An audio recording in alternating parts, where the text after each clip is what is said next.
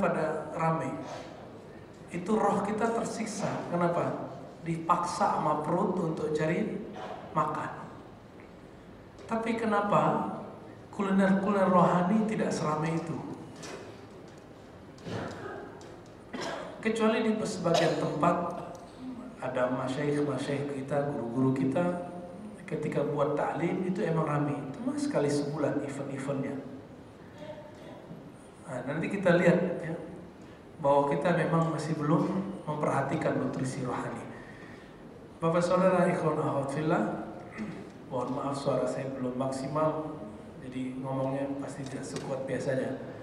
Kita pada pagi yang penuh berkah ini akan mengkaji kitab Al-Hikam. Al-Hikam itu kecil ya, ini salah satu bentuk syarah. Syarah bahasa Arab artinya komentar. Salah satu tradisi ulama-ulama di Timur Tengah sana, ketika ada kitab teks, kitab itu disebut teksnya dengan matan. Lalu matan itu dibuat penjelasannya. Jika teksnya Al-Quran, maka penjelasannya disebut dengan tafsir. Jika selain Al-Quran, maka disebut dengan syarah atau hasyiah. Jadi nanti kalau pernah ngantar anaknya ke pesantren atau ada sahabatnya tamatan Mesir, tamatan Yaman, mereka pasti belajar yang disebut syarah atau hasyiah. Itu adalah pintu untuk membaca kitab-kitab inti. Maka orang yang membaca Al-Quran tanpa tafsir dikhawatirkan sesat, kecuali dia sudah seorang ahli tafsir. Ada satu majelis menyebut dirinya majelis tafsir, tapi pas kita tanya, pas dicek oleh para ulama, nggak ada kitab tafsir satupun yang dipakai. Apa alasannya? Kita langsung saja kepada Al-Quran. Berarti saat itu dia memerankan dirinya sebagai ahli tafsir baru, padahal ilmunya belum cukup, baru doktorandes. Doktorandes S1 Pak. S1 itu dalam kajian akademik baru bisa mengenal teori, belum bisa membandingkan teori. Kalau S2 sudah bisa mengkritisi teori, kalau S3 sudah bisa menemukan makna dan teori. Makanya ulama kita, guru-guru kita nulis tafsir itu di akhir hayatnya. Contohnya Buya Hamka. Masih ingat Buya Hamka? Ya. Beliau nulis tafsir kapan? Udah di penjara. Dan itu sudah di akhir hayatnya sudah. Maka jangan dulu deh ngomong tafsir, nulis tafsir kalau ilmunya nggak cukup. Karena terjebak nanti kepada satu hadis, man fassara al-Qur'ana bi ra'yihi falyatabawwa maq'adahu minan nar. Siapa yang mentafsir dengan ra'yunya, dengan merasa dirinya cerdas cukup ilmu, sehingga terjebak kepada hawa nafsunya sendiri, siap-siap tempat duduknya di api neraka. Begitu juga hadis. Hadis ada namanya syarah. Misalnya Bukhari. Kitab Imam Bukhari itu disyarah oleh banyak imam. Yang paling bagus namanya Imam Ibn Hajar Al-Asqalani. Imam Hajar Al-Asqalani orang Mesir. Begitu juga teks-teks ulama, ilmu fiqih, ilmu aqidah, dan ini masuk ke ilmu qalbu. Itu pun juga disyarah. Maka syarah di bahasa tetangga jiran kita, mereka menyebut ustadz penceramah, penjelas itu dengan ustadz pensyarah. Di kampung saya disebut syurah, tapi udah gak dipakai lagi mana anak muda ya.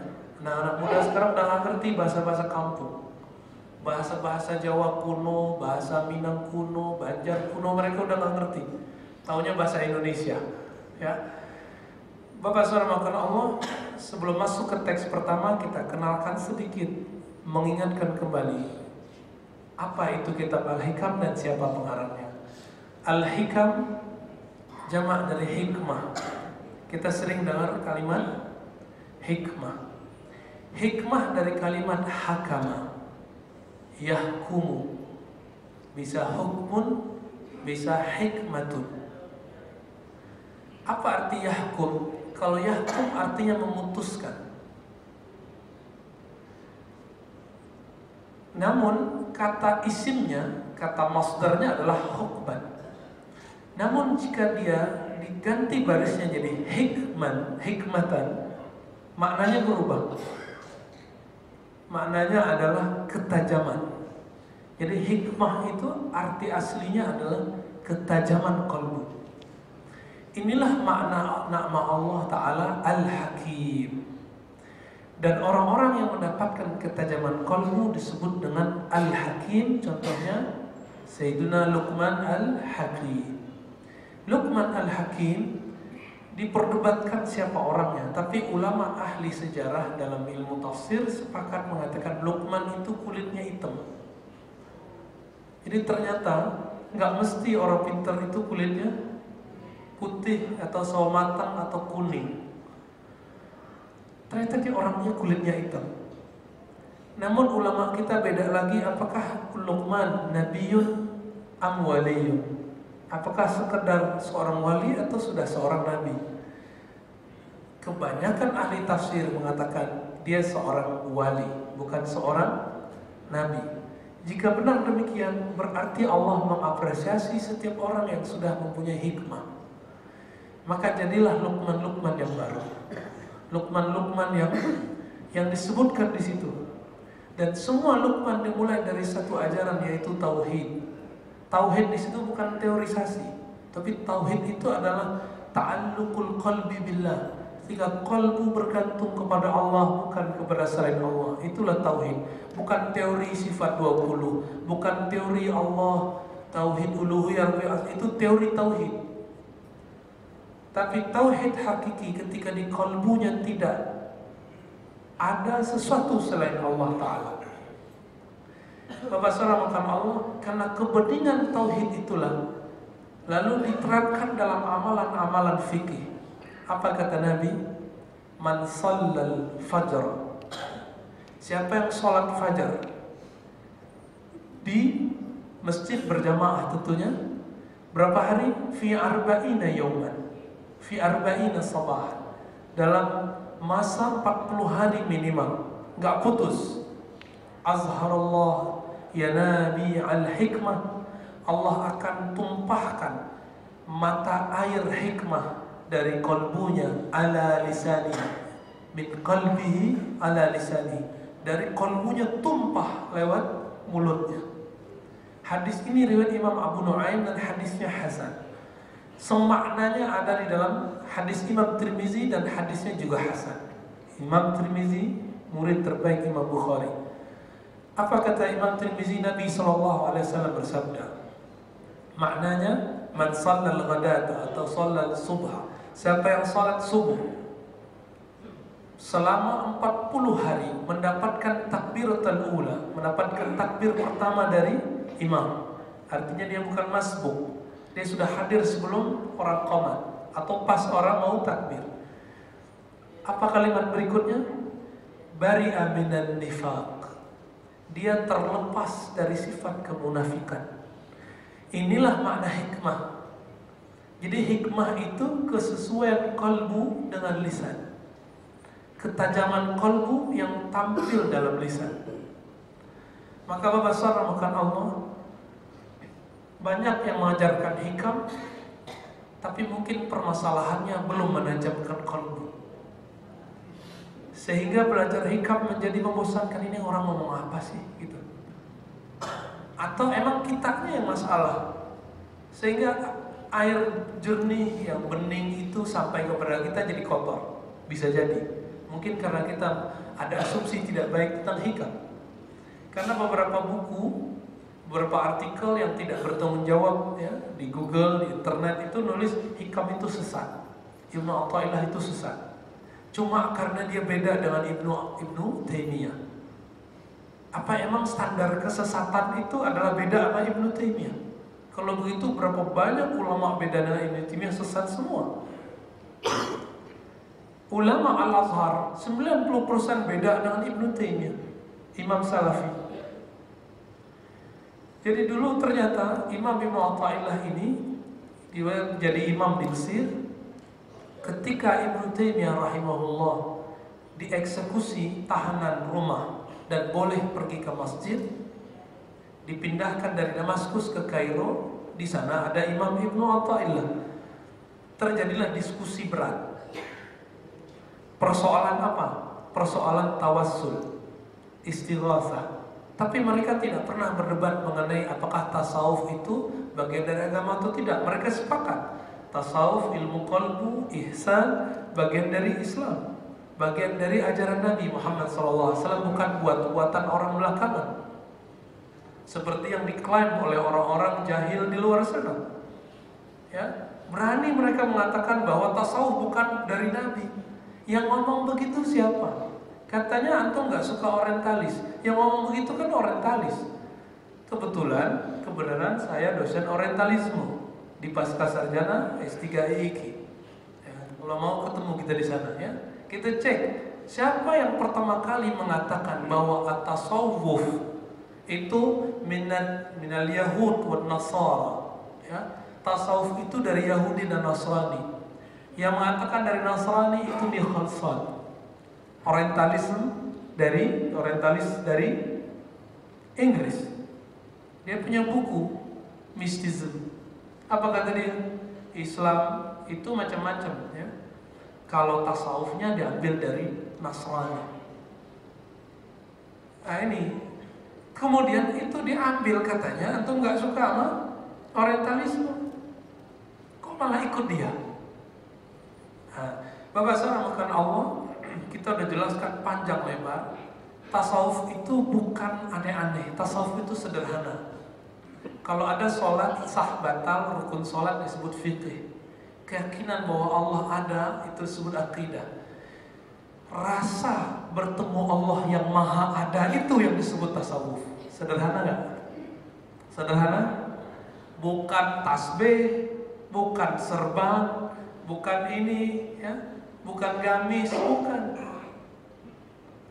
Rasa ketika berhadapan dengan Allah yang maha ada itu. Allah mengatakan dirinya, "Idza sa'alaka ibadi anni," jika hambaku bertanya kepadaku, apa jawaban beliau? Aku dekat, qarib. Tapi udah terasa belum? Belum terasa. Berarti baru belajar tafsir. Belum belajar tasawuf. Udah belajar tasawuf, tapi kok kerasa? Berarti baru belajar mendengar tasawuf, belum mengamalkan tasawuf. Jadi kita lagi belajar ini. Kalau menerapkannya itu pakai zikir dong. Jadi tasawuf itu sederhana. Tebar sajadah, pejam mata, langsung zikir. Itu dia tasawuf. Kalau sekarang namanya ilmu tasawuf. Ya.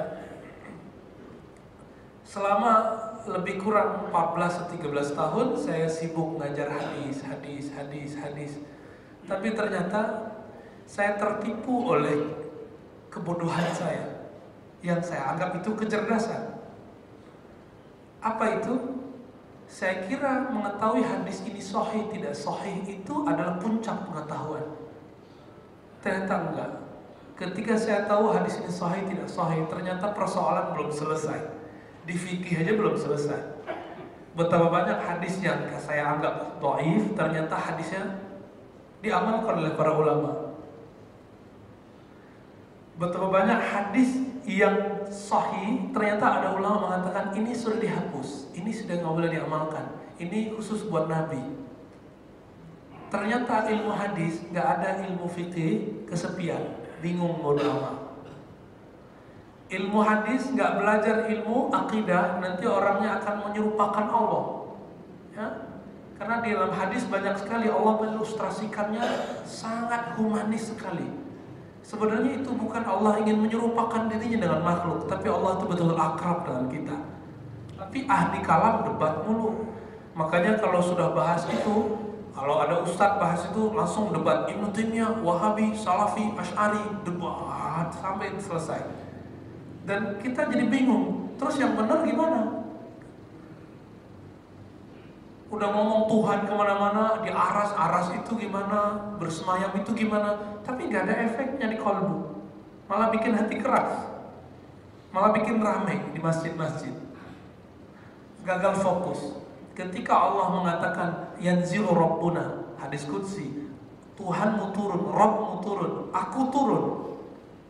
turun ke langit dunia. Kalau orang yang terjebak pada hawa nafsu pemikirannya akan sibuk, oh turunnya gimana caranya, masuk ke bumi, masuk ke langit, itu Allah mengecil dong, menepati dong. Itu perdebatan kita sebut perdebatan kalam, gak penting. Ini yang ketemu dalam kitab-kitab ahli kalam, baik kalam Asy'ariyah ataupun kalam Salafiyah, sama. Gagal fokus. Imam Asy'arinya nggak begitu, Imam Ahmadnya nggak begitu. Padahal fokus hadisnya nggak di situ. Di mana fokus hadisnya? Fokus hadis di kalimat setelahnya, hal min mustaghfirin aghfirullah.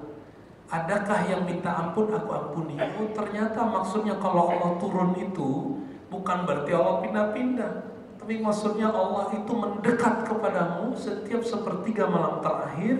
Lalu kalau ada yang minta ampun pasti diampuni, berdoa pasti dijawab, minta perlindungan pasti dilindungi. Itu fokus hadisnya. Tapi orang-orang teolog sibuk yang di tengah-tengah itu.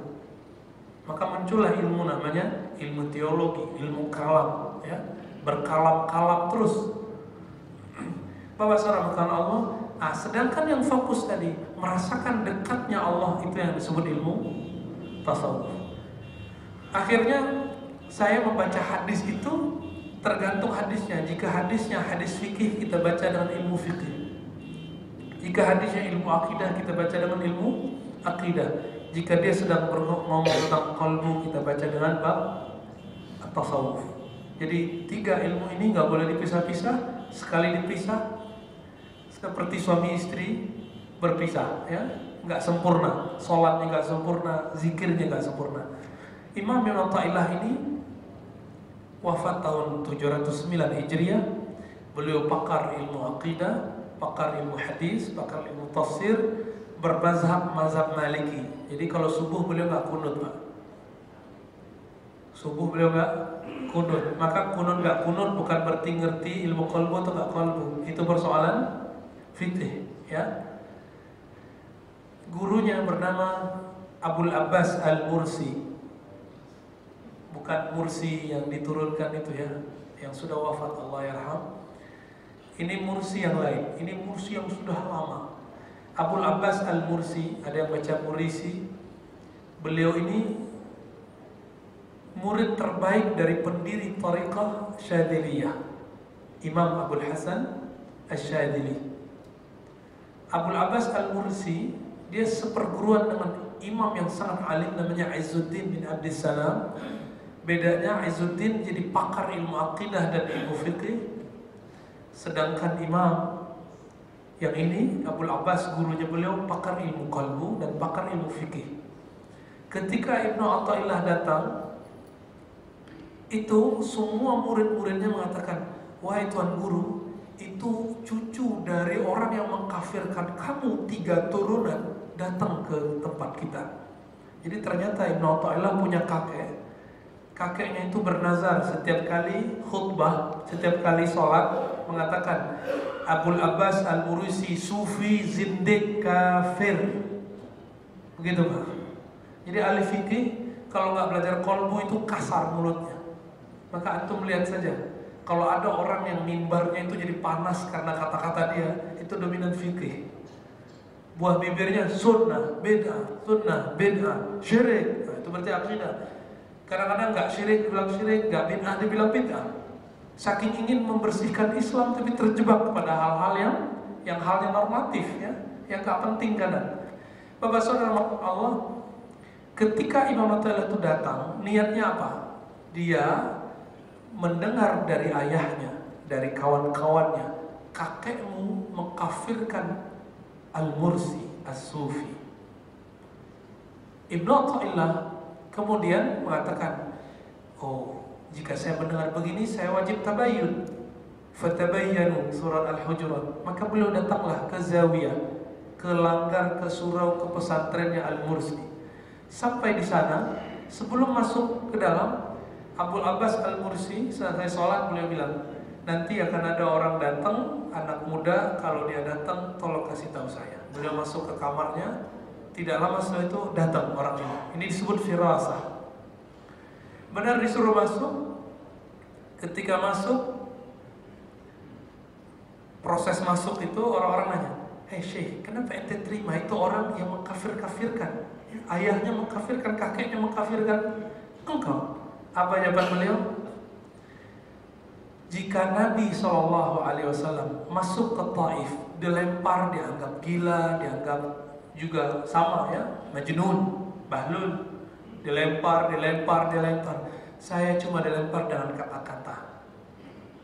Maka ketika saya dilempar dengan kata-kata, saya berdoa seperti Nabi berdoa, "Ya Allah, mungkin dia tidak ikut aku, tapi tolong jadikan turunannya menjadi muridku." Itu doa dia. Seperti Nabi doa, apa doa Nabi? "Ya Rabb, fa innahum la ya'lamun." Ini adab seorang dai. Jadi kalau dai itu beda sama jemaah, nggak mengutuk jemaah, nggak bilang aliannya ahli bid'ah, nggak bilang gitu. Tapi kalau ketika terjadi perbedaan dengan jamaah, bahkan dihujat jamaah, bahkan diusir jamaahnya, dia mengatakan, "Ya Rabb, fa innahum la ya'lamun." Ya Allah, mereka tidak mengerti misiku. Mereka tidak mengerti kebeningan kalbuku untuk mengajak mereka. Bukan malah kemudian kita bawa-bawa nama jihad sesama muslim. Apa yang kemudian dia katakan? Dia kata Rasulullah SAW, "Tolong ya Allah, jadikan keturunan mereka iman kepadaku." Maka antum melihat sekarang kota Taif itu kota muslim. Di situ Abdullah bin Abbas berkubur ya. Dan itu negerinya agak sejuk ya, banyak pohonnya. Silakan ke sana jika pergi haji dan umrah. Bapak saudara ikhwan akhwat fillah, sampai ketemu Abu Abbas Al-Mursi. Akhirnya Abu Abbas berdialog dengannya, diajak sholat, diajak zikir. Bingung Ibnu Athaillah, apa yang dikafirkan oleh kakekku? Dia bingung dari awal, jadi dia jadi juri nih, perhatiin, kok nggak ada yang kufur, kok nggak ada yang bid'ah. Semua yang diamalkan ada dalam hafalan dia, dalam kitab-kitab yang dihafal. Akhirnya dia minta maaf kepada Abu Abbas Al-Mursi dan mengatakan, "Aku ingin jadi muridmu." Nah, inilah tasawuf. Tasawuf itu tabayyun. Nggak berhukum sampai kita melihat sendiri, bertanya sendiri, nggak kata orang. Saya melihat di YouTube itu, sekarang udah jarang lihat ya, ada ustadz ditanya tentang tasawuf, tapi selalu ngomongnya kata orang tasawuf itu, lalu kemudian dia udah berfatwa tentang tasawuf. Apalagi dia nggak lihat langsung mengatakan tasawuf itu zindik. Orang kalau bertasawuf, nanti kalau udah sampai level tinggi nggak sholat. Emang ada tasawuf begitu? Antum pasti ada yang udah mempelajari thariqah sufi. Apakah gurunya pernah meninggalkan sholat? Nggak ada ya.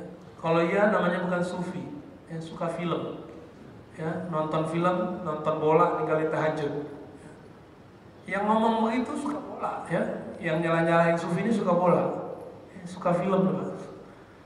Baik, Imam Ibn Athaillah Sekandari kemudian dikatakan oleh Al-Mursi, "Saya akan kader kamu menjadi imam dalam dua mazhab, mazhab Maliki dan mazhab Sufi."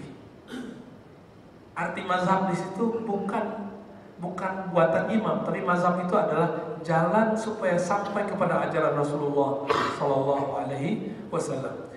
Baik, kitab ini disyarah, dijelaskan oleh semua ulama di setiap generasi setelah beliau wafat. Salah satu murid yang terkenal, imam yang kemudian polemik lagi dengan Ibnu Taimiyah, namanya Subki, Taqiyuddin As-Subki, polemik hebat.